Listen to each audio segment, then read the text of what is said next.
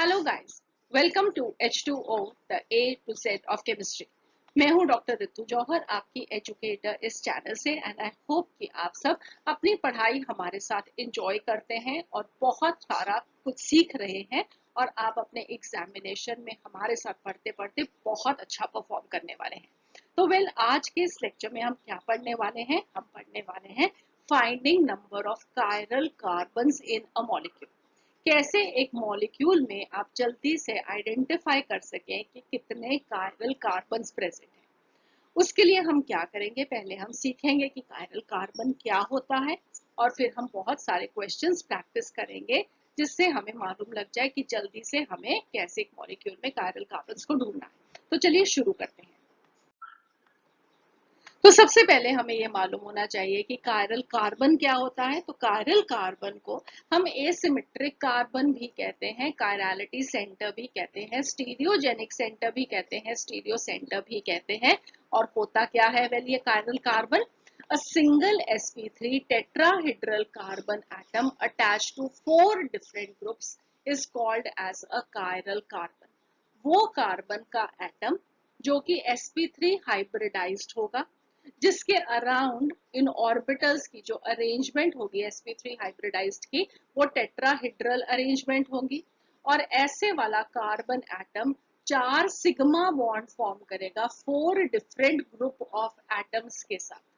ठीक है, I hope this is clear कि वो कार्बन एटम जो कि sp3 हाइब्रिडाइज्ड होगा, उसके अराउंड एटम्स की जो अरेंजमेंट होगी वो एक टेट्राहेड्रल अरेंजमेंट होगी और कितने बॉन्ड फॉर्म करेगा? 4 sigma bonds, single covalent bonds को फॉर्म करेगा। ऐसे कार्बन को हम कायरल कार्बन कहते हैं। क्योंकि उसके अराउंड सारे ग्रुप्स डिफरेंट होते हैं, हम उसको एसिमेट्रिक कार्बन भी कहते हैं। इसके around chirality of the molecule possible है, इसलिए हम उसको कायरलिटी सेंटर भी कहते हैं। और अगर वो कायरल सेंटर है तो वहां पे स्टीरियो आइसोमेरिज्म हो सकता है, तो इसका मतलब है वो स्टीरियो सेंटर भी है। अब ये सारे चीजों का एक एक में डिटेल्ड मीनिंग क्या होता है, इसको हमने अपने डिटेल्ड कोर्स ऑन आइसोमेरिज्म में डिस्कस किया है। तो इन केस आपने वो कोर्स हमारे साथ, दैट इज जीओसी पार्ट 2, जहाँ पे हम डिटेल में आइसोमेरिज्म को डिस्कस कर रहे हैं, आपने अगर वो कोर्स नहीं देखा है तो please watch that, so that कि आपका हर एक कंसेप्ट बहुत अच्छा हो जाए। ठीक है, तो हमारे पास एग्जाम्पल के लिए कायरल सेंटर के लिए क्या है ये वाला मॉलिक्यूल, इस मॉलिक्यूल का नाम क्या है? अगर आप देखोगे तो यहाँ पे एक ये जो ब्लैक है जिसे हमने कुछ नहीं लिखा, ये एक कार्बन का एटम है। ठीक है, इस कार्बन के साथ एक CH3 और एक C2H5 लगा है, ये 4 कार्बन की चेन है। और ये सेकेंड नंबर का कार्बन बनेगा उसमें जिसपे OH लगा है। तो 4 कार्बन की चेन, सारे सिंगल बॉन्ड्स हैं कार्बन्स के बीच में।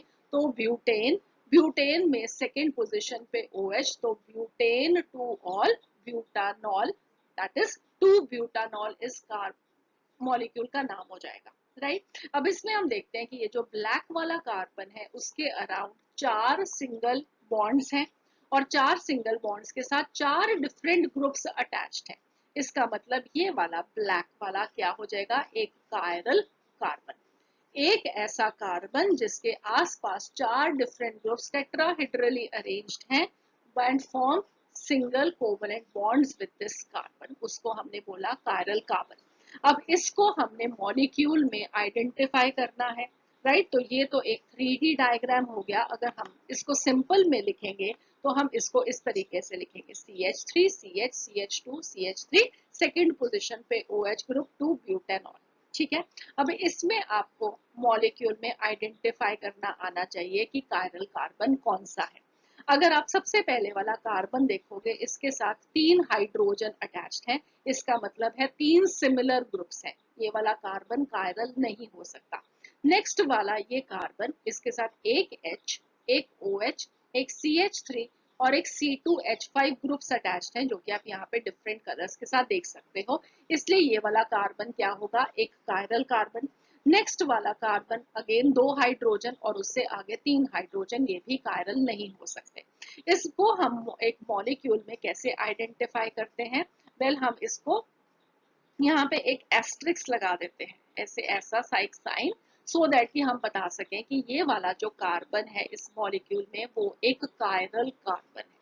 ठीक है, तो 2 ब्यूटेनॉल में कितने कायरल कार्बन होंगे? एक। सो अब नेक्स्ट आपको जो याद रखना है वो ये है कि सबसे पहले तो एसिमेट्रिक कार्बन को आप एक एस्ट्रिक्स के साथ डिनोट करोगे, और दूसरी बहुत इंपॉर्टेंट चीज जो कि आपने कायरल कार्बन को आइडेंटिफाई करते हुए याद रखनी है वो ये है कि अगर फॉर एग्जांपल हमारे पास ये कंपाउंड हो 4 ऑक्टानॉल, राइट, इसमें आप देख सकते हो कि ये कार्बन पे एक एस्ट्रिक्स है, तो ये कार्बन इसका मतलब एक कायरल कार्बन है। अगर आप इसको डिटेल में ड्रॉ करोगे, सिर्फ इस कार्बन को ड्रॉ करियो, इस कार्बन के साथ एक हाइड्रोजन अटैच्ड है, नीचे आप देख सकते हो कि एक OH अटैच्ड है।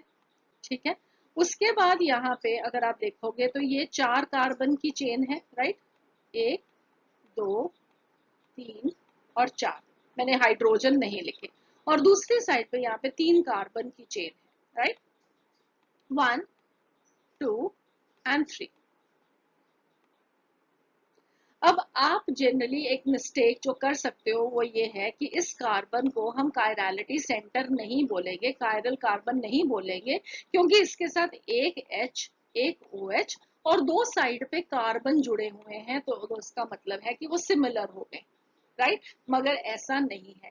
आपको क्या देखना है कि जो कार्बन को आप देख रहे हो उसके साथ कितने ग्रुप अटैच्ड है, वो जरूरी नहीं है कि एडजेसेंट एटम ही देखना है, आपको कंप्लीटली एक ग्रुप देखना है। इसके साथ यहाँ पे क्या लगा है? एक ब्यूटाइल ग्रुप, और यहाँ पे क्या लगा है? एक प्रोपाइल ग्रुप। ठीक है, ये दोनों कार्बन है, राइट, मगर आपको जरूरी नहीं है कि जो डिफरेंस इन सिमिट्री मिले वो कहाँ पे जाके मिलेगी। यहाँ पे 3 के बाद जाके आपको एक हाइड्रोजन मिल गया, और इधर 3 के बाद जाके आपको एक कार्बन मिला। इसका मतलब है कि इस कार्बन के अराउंड जो ग्रुप्स लगे हैं वो क्या है? डिफरेंट है, राइट। तो आपको बिल्कुल एडजेसेंट वाले एटम्स नहीं देखने, उस कार्बन को पकड़ के बाकी सब कुछ देखा कि सब क्या सेम है या डिफरेंट है। अगर डिफरेंट है तो ऐसा मॉलिक्यूल क्या होगा? वेल, मॉलिक्यूल नहीं, कार्बन की बात करेंगे हम। जो कार्बन होगा वो क्या होगा? कायरल कार्बन होगा। अगर मॉलिक्यूल में सिर्फ एक ही कायरल कार्बन हो तो वो मॉलिक्यूल भी कायरल होता है, मगर अगर एक से ज्यादा कायरल कार्बन प्रेजेंट हो एक मॉलिक्यूल में तो वो जरूरी नहीं है कि वो कायरल मॉलिक्यूल होगा, राइट। ये सब कुछ हमने अगेन डिटेल डिस्कशन की हुई है अपने आइसोमेरिज्म वाले डिटेल्ड लेक्चर्स में। यहाँ पे हम सिर्फ सीख रहे हैं कि हम एक मॉलिक्यूल के अंदर कायरल कार्बन्स का नंबर कैसे काउंट करेंगे। ठीक है, तो इस वाले मॉलिक्यूल में 4 ब्यूटेनॉल में सिर्फ एक ही कायरल कार्बन है, बाकी सबके साथ आप देख सकते हो कि यहाँ पे 3 हाइड्रोजन, 2 2 2 2 2 2 3। तो इसका मतलब है कि सबके साथ सिमिलर ग्रुप्स लगे, सिर्फ यही एक कार्बन है जिसके साथ 4 डिफरेंट ग्रुप्स लगे हैं। सिमिलरली अगर एक और एग्जांपल देखोगे, 2 ब्रोमो ब्यूटेन, एक CH3, एक C2H5, एक Br और एक H, 4 डिफरेंट ग्रुप्स इस कार्बन के साथ कायरल कार्बन होगा ये वाला। और अगर आप ये वाला ग्रुप देखोगे तो यहाँ पे 2,4 डाइमिथाइल हेक्सेन में ये कार्बन जिसपे एस्ट्रिक्स लगा है ये एक कायरल कार्बन है। इसमें एक हाइड्रोजन, एक मिथाइल, एक इथाइल और एक आइसोब्यूटाइल ग्रुप लगे हैं जो कि यहाँ पे मेंशन है। ठीक है, इसलिए ये वाला कार्बन क्या होगा? Chiral carbon. और क्योंकि सब तरफ डिफरेंट डिफरेंट ग्रुप्स हैं इसलिए एसिमेट्रिक कार्बन। अगर हम इस कंपाउंड की एक मिरर इमेज ड्रॉ करेंगे तो एक दूसरे पे नॉन सुपर इम्पोजेबल होंगे। ये क्या है? Chirality centre. और अगर हम इस कायरलिटी सेंटर के अराउंड ग्रुप्स की पोजीशन को चेंज करते हैं तो हम एक से दूसरा स्टीरियो आइसोमर फॉर्म करते हैं, इसलिए ये एक स्टीरियो सेंटर। तो चलिए अब कुछ क्वेश्चंस प्रैक्टिस करते हैं जहां पे हमें काउंट करने हैं number of chiral carbons in a molecule. तो ये आपके पास सामने अब देख सकते हो कि 6 क्वेश्चन है। ठीक है, इन 6 क्वेश्चंस में आपको क्या करना है कि काउंट करने हैं कि पहले तो देखना है कि कौन सा कार्बन जो है वो कायरल है, और फिर total number of chiral atoms को काउंट कर देना है एक एक कंपाउंड के अंदर। 6 ये हैं और उसके बाद 4 ये हैं, टोटल 10 कंपाउंड्स हैं। आप खुद से पहले इनको ट्राई कीजिए और फिर उसके बाद आप इस लेक्चर को फर्दर कंटिन्यू करके अंडरस्टैंड कीजिए कि आपने क्या सही नंबर ऑफ कायरल एटम्स ढूंढा इस कंपाउंड्स में या नहीं, राइट। तो पहले पॉज कीजिए और फिर शुरू कीजिए। So let us now begin. So सबसे पहला हमारे पास जो क्वेश्चन था वो ये कंपाउंड था। इसमें आपको बताना है कि कितने नंबर ऑफ कायरल एटम्स है, और ये सबसे आसान वाला है। इसके अंदर एक ही कार्बन था, चारों ग्रुप्स उसके अराउंड डिफरेंट है, तो इसके अंदर एक ही कायरल कार्बन है।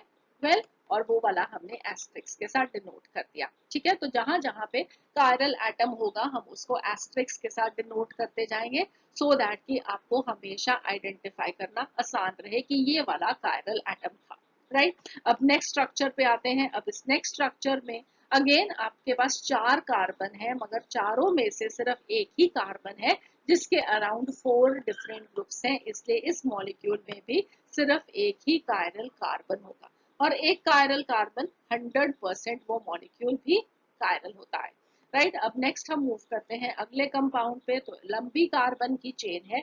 अब लंबी कार्बन की चेन्स में आप क्या करोगे, कैसे आइडेंटिफाई करोगे? वेल, अगर आप यहाँ पे देखो इस पोजीशन पे क्या प्रेजेंट है? वेल, यहाँ पे एक CH3 है, ठीक है।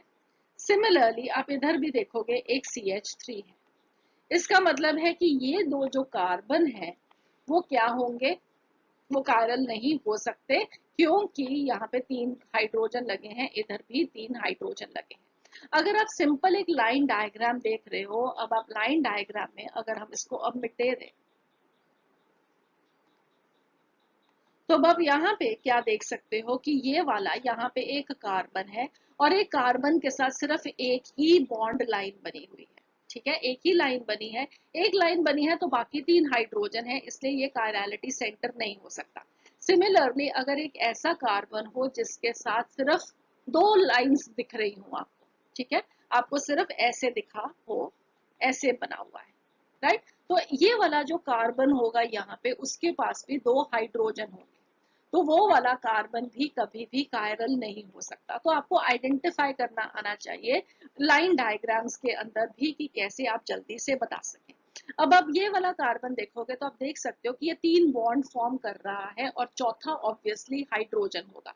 ऐसे वाले को चेक करना जरूरी बन जाता है कि क्या वो कायरल होगा मॉलिक्यूल एटम या नहीं, राइट। तो इसमें अब आप देख सकते हो कि ये वाले कार्बन पे यहाँ पे एक CH3 लगा है, राइट, एक हाइड्रोजन लगा है, एक क्लोरीन लगा है, और बाकी सारा ये इतना सारा बड़ा ग्रुप लगा है। तो ये वाला एटम कैसा हो जाएगा, ये एक कायरल एटम हो जाएगा। इस तरीके से आपको सब में आइडेंटिफाई करना होता है कि 3 बॉन्ड अगर कार्बन फॉर्म कर रहा है तो उनको देखो, अगर सिंगल लाइन दिख रही है या 2 लाइनें दिख रही है कार्बन के साथ अटैच, तो वो वालों को तो आप सिंपली ऐसे ही छोड़ दो। अब इस मॉलिक्यूल में अगर आप देखोगे वन बाय वन इन सब कार्बन्स को, तो आपको यहाँ पे 5 कायरल कार्बन दिखेंगे, ठीक है। ये वाला फॉर एग्जाम्पल देखोगे तो इस साइड पे कार्बन, ये वाला ग्रुप के साथ इधर Cl है, इधर गए तो ये वाले कार्बन के साथ OH है, तो ये वाला ग्रुप डिफरेंट, ये वाला ग्रुप डिफरेंट, एक OH और एक हाइड्रोजन। सिमिलरली आप आगे जाओगे तो ये पांचों के पांचों कार्बन क्या है, कायरल कार्बन है, ठीक है, समझ में आ गया। सो नेक्स्ट अब हमारे पास फोर्थ क्वेश्चन आया, जो कि एक साइक्लिक कंपाउंड है। एक साइक्लिक कंपाउंड में हम कैसे आइडेंटिफाई करेंगे कि कौन सा कार्बन कायरल है या नहीं? तो सबसे पहले हम वो चीजों को एलिमिनेट करते हैं जो कार्बन कायरल हो ही नहीं सकते। जैसे कि ये वाला है, ये क्या फॉर्म कर रहा है, 2 बॉन्ड फॉर्म कर रहा है। जो 2 बॉन्ड फॉर्म कर रहा है वहां पे बाकी के 2 क्या होंगे, हाइड्रोजन। इसका मतलब है कि ये तो पॉसिबल नहीं है। सिमिलरली ये वाला भी पॉसिबल नहीं है, आपको देखते ही मालूम लग गया, आपको इनको चेक करने की जरूरत ही नहीं है। नेक्स्ट अगर आप ये वाला कार्बन देखोगे तो ये डबल बॉन्ड फॉर्म कर रहा है, ये sp2 हाइब्रिडाइज्ड है। ये वाला भी डबल बॉन्ड फॉर्म कर रहा है, ये भी sp2 हाइब्रिडाइज्ड है। कायरलिटी के लिए आपको कैसा कार्बन चाहिए है, आपको एक sp3 हाइब्रिडाइज्ड कार्बन चाहिए, राइट, जो कि सारे के सारे सिंगल बॉन्ड्स फॉर्म करे। डबल बॉन्ड या ट्रिपल बॉन्ड फॉर्म करने वाला कार्बन कभी भी कायरलिटी सेंटर नहीं हो सकता, राइट। इसका मतलब है कि हमने यहाँ पे 4 को तो एलिमिनेट कर दिया। ये वाला भी नहीं है, ये वाला भी नहीं है, ये वाला भी नहीं है, ये वाला भी नहीं है। यहाँ पे एक CH3 लगा होगा, तो ये वाला जो कार्बन है ये भी नहीं हो सकता, 3 हाइड्रोजन है, ये वाला भी नहीं हो सकता। अब बचे क्या हमारे पास, एक ये वाला कार्बन और एक ये वाला कार्बन, जो कि 3-3 बॉन्ड्स आपको लाइन डायग्राम में दिख रहा है कि फॉर्म कर रहा है। तो चौथा क्या होगा, यहाँ पे एक हाइड्रोजन और यहाँ पे भी एक हाइड्रोजन। ठीक है, आई होप आपको ये समझ में आ गया। अब अगर यहाँ पे दो ग्रुप्स तो आपको दिख गए कि ये CH3 है और एक हाइड्रोजन है, डिफरेंट है। अब बाकी के दो ग्रुप्स आप कैसे देखते हो, वेल आप चेक करोगे, एक बारी एंटी क्लॉकवाइज और एक बारी क्लॉकवाइज इस कार्बन से दूर जाते हुए रिंग में, राइट। अब इस वाले कार्बन से जब आप इस एंटी क्लॉकवाइज आए तो आपको क्या मिला, एक CH2 मिला। और जब आप क्लॉकवाइज गए तो आपको क्या मिला, एक कार्बन जिसके ऊपर एक मिथाइल ग्रुप अटैच था। इसका मतलब है कि इसकी दोनों साइड पे क्या है, डिफरेंट ग्रुप्स लगे हुए हैं, डिफरेंट तरह के कार्बन्स लगे हुए हैं।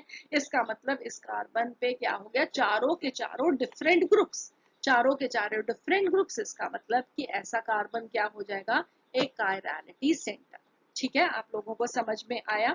सिमिलरली आप दूसरे वाले कार्बन को भी चेक कर सकते हो, ये भी एक कायरलिटी सेंटर निकलेगा। आप क्लॉकवाइज जाओगे तो एक कार्बन ऐसा मिलेगा जो कि डबल बॉन्ड फॉर्म कर रहा है, और इधर जाओगे तो आपको एक ऐसा कार्बन मिलेगा जिसपे एक मिथाइल ग्रुप लगा हुआ है। अगेन डिफरेंस हो गया, डिफरेंस हो गया, इसका मतलब है कि डिफरेंट ग्रुप्स लगे हैं इस कार्बन पे भी, इसलिए ये भी क्या होगा, कायरलिटी सेंटर। तो दो कायरल कार्बन इस मॉलिक्यूल में प्रेजेंट है।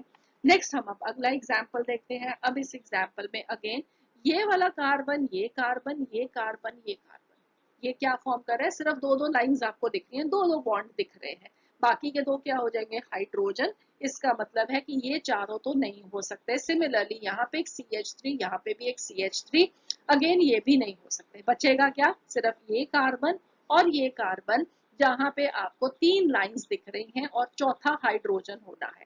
तो अब आपको ये चेक करना है कि ये इधर जाओगे और इधर जाओगे क्या सिमिलर है या नहीं। तो अगर आप इस कार्बन से एंटी क्लॉकवाइज गए तो पहले आपको यहाँ पे और यहाँ पे similarity, clockwise anti clockwise simultaneously जाएंगे, सिमिलर मिला। इधर जाओगे ये भी सिमिलर, ये भी सिमिलर, और यहाँ पे आए तो ये भी सिमिलर दोनों साइड्स के लिए। ठीक है, इसका मतलब क्या हो गया कि ये एक सिमेट्रिकल मॉलिक्यूल है और आपको दोनों साइड से जाते हुए क्या मिलेंगे, सिमिलर तरह के एटम्स की अरेंजमेंट मिलेगी। इसलिए ये वाले के अंदर कोई भी कायरलिटी सेंटर नहीं है। ठीक है, इसमें मॉलिक्यूल में कोई भी कायरलिटी सेंटर नहीं है। आई होप अब आप लोगों को पता लग रहा है कि कैसे आइडेंटिफाई करना है।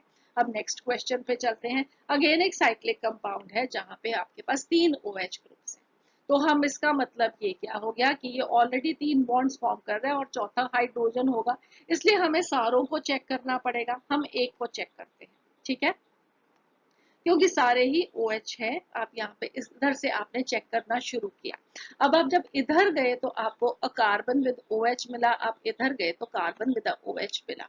इसका मतलब क्या हो गया कि दोनों साइड से जाते हुए सिमिलर एटम मिल रहे हैं, तो ये वाला कार्बन कायरलिटी सेंटर नहीं हो सकता। सिमिलरली आप यहाँ वाला भी कायरलिटी सेंटर नहीं होगा, इधर भी OH है, इधर भी OH है, ये वाला भी कायरलिटी सेंटर नहीं हो सकता। इधर से जाओगे तो कार्बन विद OH मिलेगा, इधर जाओगे तो कार्बन विद OH मिलेगा। तो इस मॉलिक्यूल के अंदर आपको कोई भी कायरलिटी सेंटर नहीं मिलेगा। ठीक है, सपोजिटली यहाँ पे आपके पास दो OH की जगह पे तीन OH की जगह पे दो OH ग्रुप होते हैं, राइट। फॉर एग्जाम्पल हम क्या करते हैं, ये वाले को कैंसिल कर देते हैं, यहाँ पे OH नहीं है। अगर यहाँ पे OH नहीं है तो अगर आप इस वाले पे यहाँ पे कार्बन से इधर क्लॉकवाइज जाओगे तो आपको कार्बन विद OH मिलेगा, और इधर जाओगे तो आपको कार्बन विदाउट OH मिलेगा, तो डिफरेंट हो गए। तो इसका मतलब है कि फिर ये वाला कार्बन जो होगा कायरलिटी सेंटर बन जाएगा। सिमिलरली ये वाला कार्बन भी एक कायरलिटी सेंटर बन जाएगा। ठीक है, तो आई होप अब आपको परफेक्टली पता लग गया कि कैसे हम साइक्लिक कंपाउंड्स में भी कायरलिटी सेंटर को ढूंढते हैं। सो सेवेंथ देखते हैं। अब हम सेवेंथ में अगेन आपको सबसे पहले क्या देखना है कि कौन कौन से कायरल नहीं है। तो ये वाला CH2 होगा, ये वाला, ये वाला, ये वाला, ये वाला, ये वाला, ये क्या होंगे, ऐसे कार्बन जहां पे कायरलिटी पॉसिबल है ही नहीं। ठीक है, हम उसको कैंसिल भी कर सकते हैं और आपको अब धीरे धीरे आइडेंटिफाई करना आ जाएगा, तो ये सब कुछ करने की जरूरत नहीं पड़ेगी। सिमिलरली ये वाला कार्बन क्या है, sp2, और ये वाला कार्बन क्या है, sp2। इसका मतलब है कि ये भी कायरलिटी सेंटर नहीं हो सकते। बचेगा क्या, एक ये वाला कार्बन जो कि 3 बॉन्ड फॉर्म कर रहा है, और ये वाला कार्बन जो कि आप 3 लाइंस देख सकते हैं। बॉन्ड तो वो 4 ही फॉर्म कर रहा है, मगर आप 3 लाइंस देख सकते हो लाइन डायग्राम में। तो चौथा क्या होगा, यहाँ पे हाइड्रोजन, यहाँ पे हाइड्रोजन। अगेन अब आप क्लॉकवाइज और एंटी क्लॉकवाइज इन कार्बन के अराउंड जब जाओगे तो आपको क्या मिलेगा कि डिफरेंट ग्रुप्स हैं, राइट। सो अगर हम